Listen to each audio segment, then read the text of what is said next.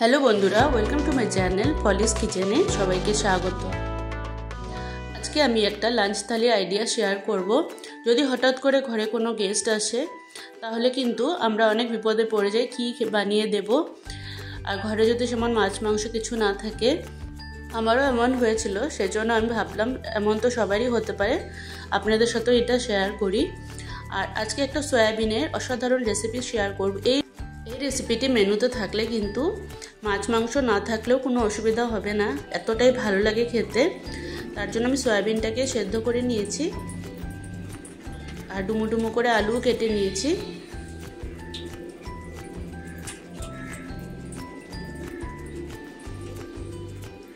এবার আমি সয়াবিন আর আলুর মধ্যে আমি দুটো পেঁয়াজ কেটে রেখেছিলাম, একটা পেঁয়াজ কুচি আমি এখানে দেব। আর 8-10 কোয়া রসুনটাকে কিন্তু আমি গোটা গোটাই ইউজ করব। আর দিচ্ছি গ্রেটেড আদা, এখানে দিচ্ছি জিরে গুঁড়ো 1 চামচ, ধনে গুঁড়ো কিন্তু একটু বেশি লাগবে, এখানে 1.5 চামচ ধনে গুঁড়ো ইউজ করছি। ধনে গুঁড়ো পরিমাণটা কিন্তু অল্প বেশি হবে। আর এখানে দিয়ে দিয়েছি 1 চামচ শুকনো লঙ্কার গুঁড়ো, ঝালটা আপনাদের পছন্দ মতো দেবেন। এবার দিচ্ছি হলুদ গুঁড়ো আর দিয়ে দিব 1.5 চামচ মতো লবণ। আর লবণটা কিন্তু এখানে বেশি ভালো দিয়ে দেব, পরে যদি লাগে তখন আমি সামান্য ইউজ করব। আর দিয়ে দিয়েছি সরষের তেল। এবার ভালো করে সব কিছু মিক্স করে নেব। যেমন কি আমরা মাংসটাকে ম্যারিনেট করি সেভাবে করে আমি সয়াবিনটাকেও ম্যারিনেট করে রাখবো 10 মিনিটের জন্য।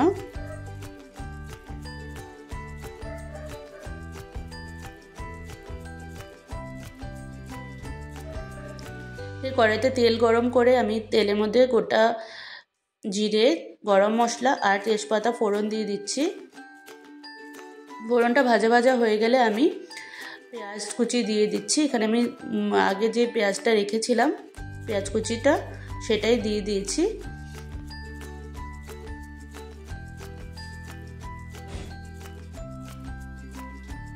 পেঁয়াজ কুচিটা কিন্তু একদম বেরেস্তার মতো করে ভেজে নেব। তারপরে আমি সয়াবিনটাও দিয়ে দিব। এবার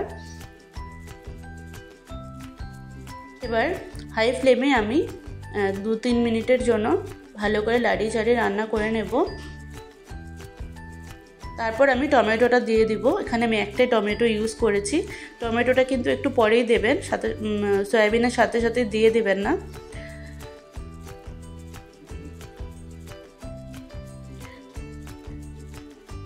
সয়াবিনটাকে তারপরে লো ফ্লেম করে আবার আমি 10 মিনিটের জন্য রান্না হতে দেব,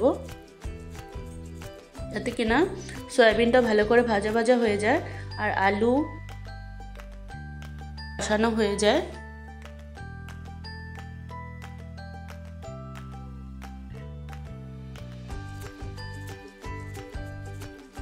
দেখে নিন, আলু আর সয়াবিনটা কিন্তু ভালো করে ভাজা ভাজা হয়ে গেছে, মশলাটাও কিন্তু ভালো করে কষানো হয়ে গেছে।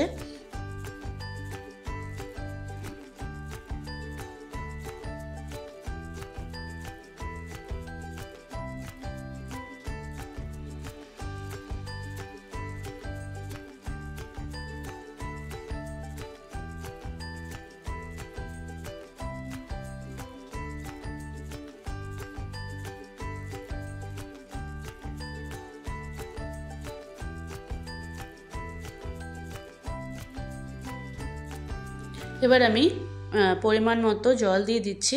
আমি যে বাটিটাতে সয়াবিন আলুটা ম্যারিনেট করেছিলাম সেই বাটিটা ধুয়েই এখানে আমি কিন্তু গরম জল ইউজ করছি। আর আপনারা পারলে গরম জলটাই ইউজ করবেন, তাহলে কিন্তু রান্নার টেস্টটা অনেকটাই বেড়ে যায়। আর বেশি জল ইউজ করবেন না, পরিমাণ মতো জল দেবেন। এই রান্নাটা কিন্তু অল্প কষা কষাই হয়। এবার আমি হাই ফ্লেমেই 5 মিনিট রান্না করব। তারপরে এখানে আমি 1 চামচ চিকেন মশলা দিয়ে দিয়েছি।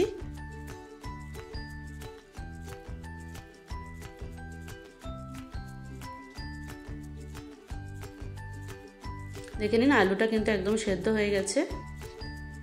যখন সয়াবিন আলুটা আমি মশলার সাথে কষাচ্ছিলাম তখনই কিন্তু আলুটাও সেদ্ধই হয়ে গেছিলো, সেজন্য বেশি সময় রান্না করারও অত দরকার নেই। 5 মিনিট হাই ফ্লেমে ফুটিয়ে নিয়েছি। এবার গরম মশলা দিয়ে দিচ্ছি, গরম মশলা দিয়ে 2-3 মিনিট রান্না করে নেব। এবার গ্যাসের ফ্লেমটা অফ করে দিচ্ছি। রান্নাটা কিন্তু একদম রেডি। দেখে নিন সয়াবিনের কালারটা কত সুন্দর এসেছে।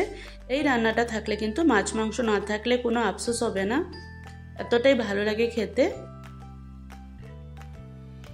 আপনারা কিন্তু অবশ্যই একবার বানিয়ে খেয়ে দেখবেন। আর আজকে আমি যে লাঞ্চ থালিটা আইডিয়া শেয়ার করব বলেছি, আমার ঘরে হঠাৎ করে মানুষ এসে গেছিলো, মানে গেস্ট এসে গেছিলো, তখন আমি এভাবে করেই দিয়েছিলাম। এখানে আমি বিট, গাজর, সরষের তেল, কাঁচা লঙ্কা দিয়ে স্যালাড বানিয়ে নিয়েছি। মিক্সড ডাল আর এই সয়াবিনের তরকারিটা ছিল। আর এখানে মিষ্টি কুমড়, আলু, স্কোয়াশ, ক্যাপসিকাম, বিনস, গাজর সব দিয়ে মিক্স ভেজ একটা বানিয়েছি। এখানে ফুলকপির পকোড়া আর তিতা করলা আলু ভাজা আর লেবু আর কাঁচা লঙ্কা আমি এমনভাবেই গেস্টদেরকে খেতে দিয়েছিলাম। আপনার ঘরে যেটা থাকবে সেটা দিয়ে কিন্তু সুন্দর করে যদি বানিয়ে গুছিয়ে খেতে দিন, তাহলে কিন্তু মানুষেরও ভালোই লাগবে খেতে, দেখেও ভালো লাগবে, খেতেও ভালো লাগবে। আর আমার ভিডিওটা যদি ভালো লাগে প্লিজ লাইক, শেয়ার, সাবস্ক্রাইব করতে ভুলবেন না। আর ভিডিওটা দেখার জন্য অসংখ্য ধন্যবাদ।